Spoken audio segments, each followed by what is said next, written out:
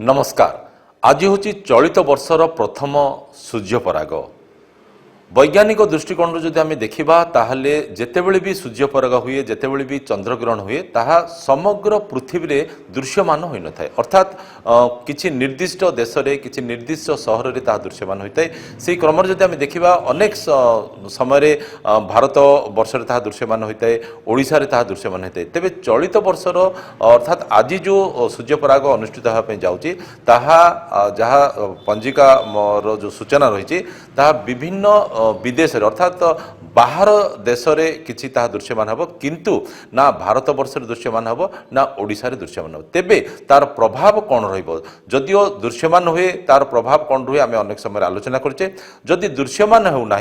तथापि कौन तार प्रभाव रहिबो कि ओडिशा रे तथापि कौन तार प्रभाव रहिबो कि भारत वर्ष रे से संपर्क में आलोचना करने आम सहित अतिथि रूपे जोड़ी होती संस्कृति गवेषक तथा ज्योतिर्विद डॉक्टर सन्यासी शरण। आज्ञा नमस्कार। चलित वर्ष जदि आम देखुचे जे शिवरात्र पर सूर्यपराग हवा कथा 2016 मसीह होता जहाँ तथ्य कहूँ चलित वर्ष जो सूर्यपराग हम तार आकार केमी हम कोठे तार सब दृश्यमान हम तार प्रभाव कौन सब निहाती भाव में सूर्य सकल शक्तिर आधार। तेणु सूर्य चंद्र को लेकर जो विचार आमर सनातनी हिंदू मान्यता अनुसार रही जहाँ चलित वर्षर पंजिका आमर कहूँ इंग्राजी मसीहा कैलेंडर वर्ष 2026 मसीहार ये हूँ प्रथम सूर्यपराग। तेबे सूर्यपराग प्रायतः अमावास्या दिन अनुष्ठित हुए एवं चंद्रग्रहण पूर्णमी दिन अनुष्ठित हुए। सही मत अनुसार आपणकर आउ गोटे कनसेप्ट जदि आम देखा ताहले ये हूँ एक विरल सूर्यपराग कहीं ना ये संपूर्ण कंकणाकृति सूर्यपराग जेतेबेले कि सूर्य संपूर्ण गोटे अग्निर बलय भितर लुचिजिबे एवं एक सकाळर अनुभूति से समय हम जो ग्रहण स्पर्श कर ग्रहणर मध्य काल थी पशु पक्षी मैंने राब दबा आरंभ करेंगे एक विभ्रांतिकर परिस्थिति सृष्टि हम जहाँ महाभारत काल समय होता विचार कराए। तेज अनेक कथा को नवा भितर जदि आम ये महाजागतिक दृश्य को देखा चाहिए ताहले यह पृथ्वी पृष्ठ केवल दक्षिण प्राच्य देश मानक दक्षिण अमेरिका दक्षिण आफ्रिका आर्जेंटीना जाम्बिबिया नामिबिया एवं विभिन्न देश मानक मॉरिशस देश मान देखा पाइबे। आम भारत में कि ओडिशा रे ताहा दृश्यमान हेबनी आम टीवी पर्दा मझे सेठिका दृश्य को आम देखिपर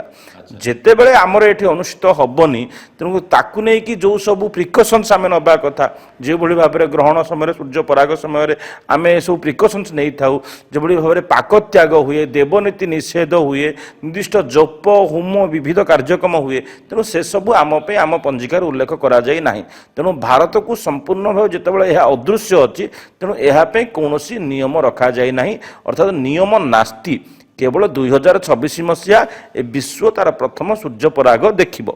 चलित पंजिका अनुसार आमर जो 2 गोटी सूर्यपराग और 2 गोटी चंद्रग्रहणर विधान थिला जो गोटे चंद्रग्रहण टी आपणकर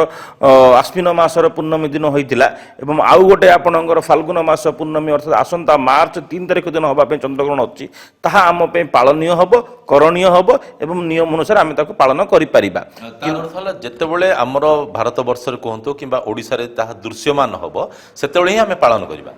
जेतेबेले आमे से सूर्यपराग किंबा चंद्रग्रहणर छाया अंशरे जीवा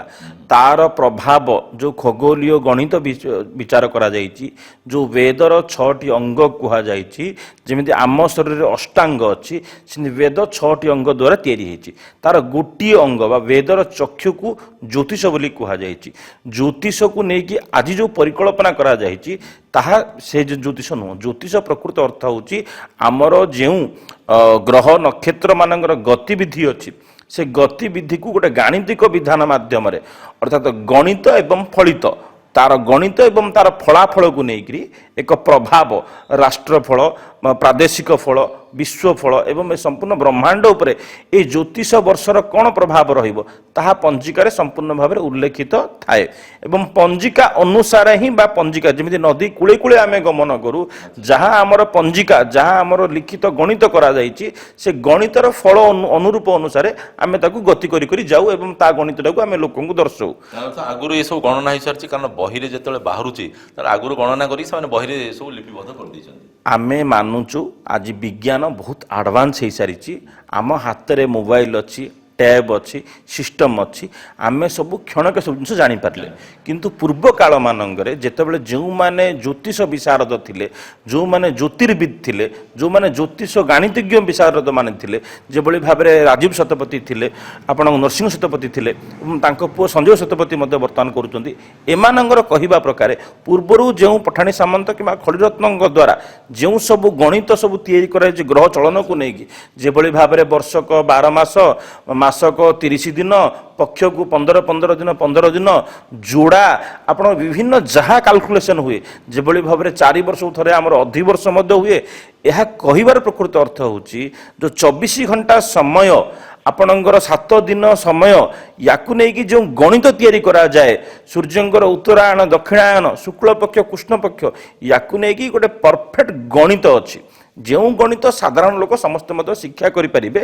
तार लाभ नहीं पारे जहाँ ज्योतिष बोली कहगला से ही समय अनुसार ग्रह स्थिति को लेकर एक फलित एक फलर विचार करा जाए तार प्रभाव को विचार करा जाए ताकू नहीं आमे ग्रहण केतेबेले हबो सूर्य पराग केतेबेले हबो केतेबेले उत्तरायण हबो केतेबेले दक्षिणायन हबो केउं राशि केउं राशि को गमन करिवे केउं घर को गमन करिवे ताकू नहीं कि एक विचार तैयारी करा जिवो देखंतु आमे जदि गोटे छोट कथा रे कहिबा हमर 12 राशि 12 मास मध्य तैयारी करा गला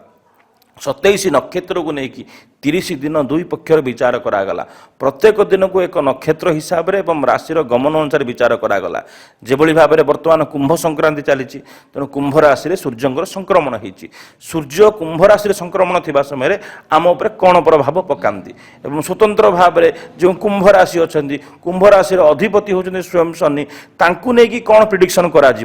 नहीं अनेक गणक माने गणना करती आपणकर जन्म जातक अनुसार से ग्रह आपणों केते शुभ शुभा अच्छी ताकू नहीं विचार करा जाए भविष्य कथा को अति निर्भुल भाव से उपस्थापन कर वर्ष आरंभ माने माने पूर्वर माने आगामी वर्ष चलित वर्ष से सब लेखालेखी कर निहाती भाव में जदि आज हूँ मंगलवार आसंता काली निहाती भाव में बुधवार हवा आमे बंची थिबा कि मरी थिबा आमे थिबा नथिबा तार कौन संदिहान ना किंतु आसंता काली सूर्य उदय हबो एवं आसंता काली बुधवार हबो पहर दिन समभावपूर्ण भाव में गुरुवार हबो जे भली भाव में आसंता काली बुधवार हबो पहर दिन गुरुवार हबो तापर दिन शुक्रवार हबो जो विचार करा जायछि ये हूँ फेब्रुआरी मास आर मास मार्च मास हबो वर्तमान तिथि अनुसार ये हूँ फाल्गुन मास तेणु आर मास चैत्र मास हबो तेणु ए सबु जिनिस गुड़ाक जमी समय पर समय परिवर्तन हुए ऋतु मास चक्र दिन दिनांक परिवर्तन हुए तारीख परिवर्तन ये सब गणित पूर्व हो सारी एवं याकू गाणितज्ञ माने प्रति वर्ष हिसाब रे साधारण लोकों पे एक पंजिका तैयारी करा जाउची से पंजिका संपूर्ण भाव में वर्णित करा जाउची आमे पंजिका अनुसार केउ नियम पालिबा न पालिबा जिते बड़े आज आम देखुं अनेक विभ्रांतिकर तथ्य सोशल मीडिया माध्यम कहतु कि टीवी माध्यम राष्ट्र भविष्य कथा कहुच्छी नेता मान भविष्य कथा कहुच्छी राजनेता मान भविष्य कथा कहुच्छी प्रादेशिक कथा कहुच्छी राजनीतिक कथा कहुच्छी देश उपर आक्रमण कथा कहुच्छी ज्योतिष संपूर्ण भाव में बारण कर संपूर्ण भाव में विभ्रांतिकर तथ्य आज जो सूर्यपराग अनुष्ठित होउची जो सूर्यपराग को नहीं आज आलोचना करुँच सूर्य पराग आम भारत को ओडिशा को दर्शनीय नुह तार प्रभाव में आम कौन आसवा ना